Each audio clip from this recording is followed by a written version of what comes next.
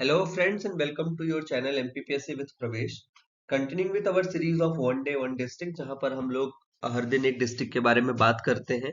तो आज हमारा डिस्ट्रिक्ट कौन सा है? छतरपुर। तो आज हम लोग छतरपुर के बारे में बात करेंगे और यहाँ पर मैप से हम लोग समझ लेते हैं छतरपुर जो है वो यूपी के साथ बॉर्डर शेयर कर रहा है, तो इस चीज को ध्यान रखेंगे।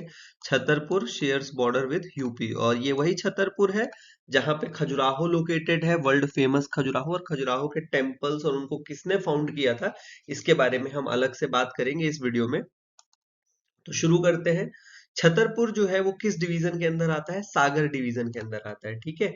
और इसके पहले वाले वीडियो में भी हम लोग देख चुके हैं। सागर जो है उसमें 6 डिस्ट्रिक्ट्स हैं सागर डिवीजन में। Sagar, Damoh, Panna, Chhatarpur, Tikamgarh and Niwari. And Sagar division कब बना था?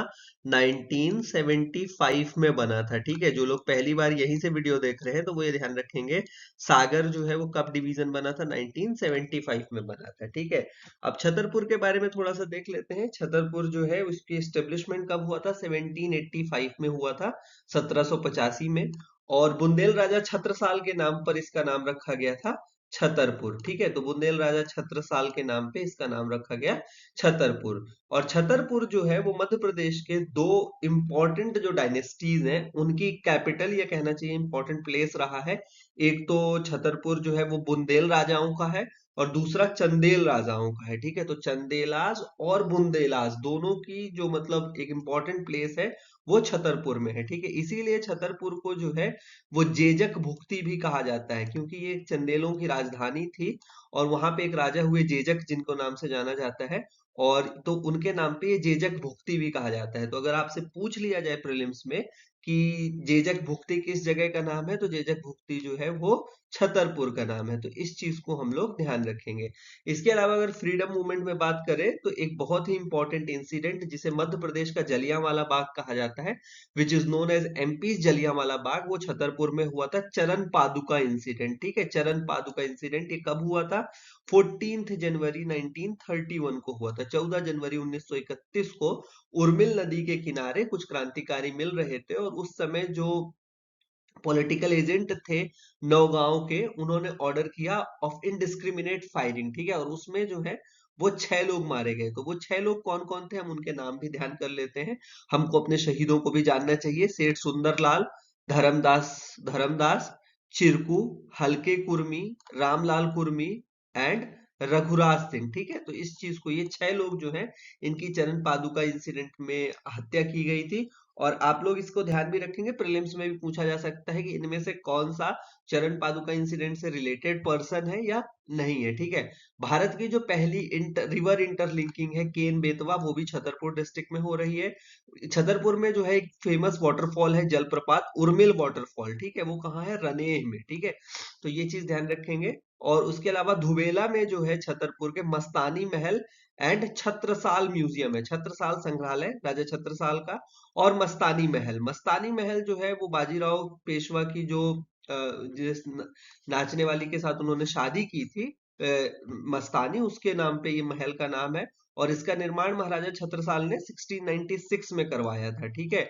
और जब मोहम्मद खान बंगश ने छत्रसाल राजा के ऊपर आक्रमण किया तो उससे मदद लेने के लिए पेशवा बाजीराव को बुलाया गया और पेशवा बाजीराव ने उनकी मदद की और बंगशों को खदेड़ दिया छतरपुर से। उसके बाद जो है वो मस्तानी की शादी जो है वो बाजीराव पेशवा से हुई थी, ठीक है। और इसके अलावा छतरपुर में जो है वो एक फेमस डायमंड म्यूजियम है, ठीक है। तो आप ये चीज हम लोग ध्यान रखेंगे कि डायमंड पाया कहाँ जाता है? पन्ना में पाया जाता है, ठीक है। वहां पे खदानें हैं। और इसका म्यूजियम कहाँ है या संग्रहालय कहाँ है? वो छतरपुर में है, ठीक है।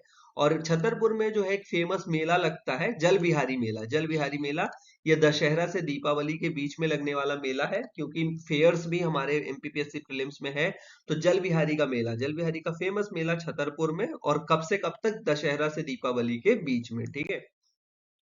चलिए अब बात करते हैं खजुराहो की, जो छतरपुर में लोकेटेड है। खजुराहो को जो है पिलग्रिमेज ऑफ आर्किटेक्चर कहा जाता है, स्थापत्य कला का तीर्थ। मतलब यहाँ पे आर्किटेक्चर को लेके जो खासकर टेम्पल्स हैं वो बड़े ही वर्ल्ड फेमस हैं, और इसको यूनेस्को की वर्ल्ड हेरिटेज साइट में भी शामिल किया गया है। कब शामिल किया गया है? 1986 में। ठीक है, हम लोग इस तरह से प्रिपेयर करेंगे कि हमारा कोई भी फैक्ट ना छूटे। तो वर्ल्ड हेरिटेज साइट में कब शामिल किया गया था खजुराहो को? 1986 में। एमपी में टोटल 3 वर्ल्ड हेरिटेज साइट्स हैं। सांची के स्तूपास हैं जो 1989 में, और भीमबेटका की जो रॉक शेल्टर्स हैं वो 2003 में शामिल किया गया था। अब खजुराहो के जो टेम्पल्स हैं उनको बेसिकली 3 पार्ट्स में डिवाइड किया जाता है। वेस्टर्न पार्ट पश्चिमी भाग के मंदिर, ईस्टर्न पार्ट पूर्वी भाग के मंदिर, और सदर्न पार्ट यानी दक्षिणी भाग के मंदिर। अब वेस्टर्न पार्ट में कौन कौन से इंपॉर्टेंट मंदिर है? कनरिया महादेव का मंदिर है जो खजुराहो में सबसे बड़ा मंदिर है। 64 योगिनी मंदिर जो महाकाली को डेडिकेटेड है, और कनरिया महादेव जो है वो आपको महादेव के नाम से पता है, शिव जी को डेडिकेटेड है। लक्ष्मण टेम्पल की बात करें तो उसमें ब्रह्मा, विष्णु, शिव और लक्ष्मी, इन चारों लोगों के लिए ये लक्ष्मण टेम्पल है। चित्रगुप्त टेम्पल है जो सूर्य को डेडिकेटेड है। मतंगेश्वर टेम्पल है जो शिव जी के लिए है, और विश्वनाथ टेम्पल है। तो ये ध्यान रखेंगे, ये वेस्टर्न पार्ट के टेम्पल्स है। Kandariya Mahadev, 64 Yogini, Lakshman temple, Chitragupt, Matangeshwar and Vishwanath.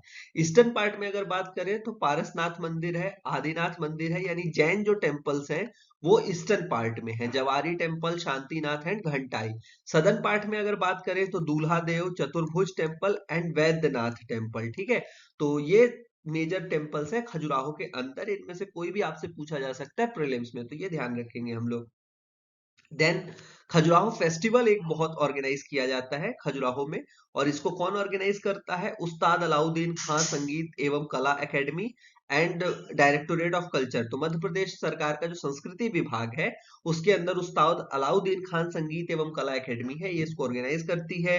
Classical dance को ये प्रमोट करता है, और ये हर साल जो है फरवरी में ऑर्गेनाइज किया जाता है। ठीक है, कब ऑर्गेनाइज किया जाता है? फेब में। ठीक है, फरवरी में। अगर आप खाली हैं और खजुराहो घूमना चाहते हैं तो आप उसके डांस फेस्टिवल को भी जरूर एंजॉय करें। और 1975 से शुरू किया गया था, पिछले साल इसको 50 साल पूरे हो गए हैं, यानी इस साल 2024 में जब आप प्रीलिम्स देंगे तब तक 51st हो चुका होगा, तो 50th है। तो हो सकता है प्रीलिम्स में पूछा जाए कब शुरू किया गया था खजुराहो फेस्टिवल, तो कब शुरू किया गया था? 1975 में। इसके बाद हम लोग बात करते हैं राजा कौन कौन से एसोसिएटेड है खजुराहो टेम्पल से। ठीक है, जब आप इस स्लाइड को देखें तो एक तो राजा जो है प्रीलिम्स में सीधा काम आएंगे, दूसरा एमपीपीएससी मेंस में जब आपसे कई बार राजा का नाम लिख के 2 मार्कर पूछा जाता है, तो आप अगर उस टेम्पल और उस डायनेस्टी का नाम लिख दे तो आपका काम चल जाएगा। ठीक है, तो ये सारे के सारे जो राजा हैं वो चंदेल वंश के हैं, क्योंकि खजुराहो टेम्पल्स चंदेल राजाओं ने बनवाए थे।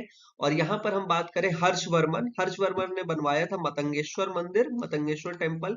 यशोवर्मन या लक्ष्मण वर्मन ने बनवाया था चतुर्भुज टेम्पल एंड लक्ष्मण टेम्पल की नींव रखी थी। ठीक है, इनका पुत्र था ढंग, इन्होंने विश्वनाथ टेम्पल जिसमें मरकटमणि शिवलिंग है, जैन टेम्पल पारसनाथ और लक्ष्मण मंदिर को पूरा करवाया था। ठीक है, ढंग के पुत्र हुए गंड, गंड ने जो है वो चित्रगुप्त मंदिर और जगदम्बा मंदिर का निर्माण कराया था।